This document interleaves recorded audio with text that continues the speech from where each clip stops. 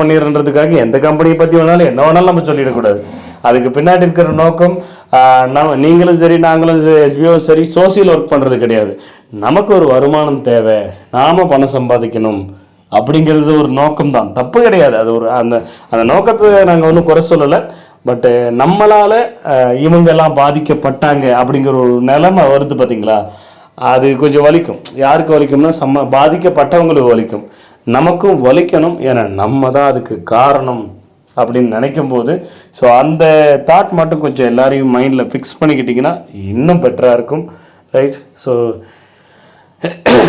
மூளைக்கு 30 company open பண்ணாலும் அந்த கம்பெனிங்க ஒழுங்கான ஜாயினிங் வராமல் அவங்களே க்ளோஸ் பண்ணிட்டு போயிடுவாங்க. அவங்க நிறைய ஜாயினிங் வந்து நிறைய பணத்தை எடுத்துக்கிட்டு அவங்க க்ளோஸ் பண்ணிட்டு போனதுக்கப்புறம் அவங்கள அதிகபட்சம் யூடியூப்பில் அதிகபட்சம் என்ன பண்ணுறீங்க அப்படின்னா, யூடியூப்பில் ஒரு வீடியோ போடுவீங்க, இல்லை கமெண்ட் பண்ணுவீங்க,